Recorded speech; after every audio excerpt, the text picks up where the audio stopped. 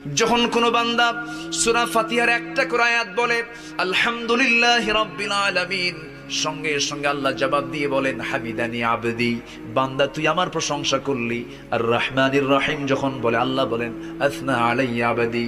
মালিক ইয়াউমিদ্দিন যখন বলে আল্লাহ বলেন মাজ্জাদানি আবদি। এরপরে যখন বলে ইয়াকা না'বুদু ওয়া ইয়াকা নাস্তাঈন পর্যন্ত যখন বলে আল্লাহ বলেন বান্দারে তুই আমার কাছে কি চাস, প্রাণ খুলে চারে বান্দা। ইহদিনাস সিরাতাল মুস্তাকিম থেকে শুরু করে নিয়া ওয়ালাদ-দাল্লিন পর্যন্ত যখন বান্দা বলে তখন আল্লাহ বলেন বান্দা নামাজের মধ্যে এমন প্রেমের খেলা খেললি বান্দা, তুই যা চাইলি সব আমি আল্লাহ কবুল করলাম। ওই বান্দা যখন রুকুতে যায় আল্লাহ তখন অস্থির হন।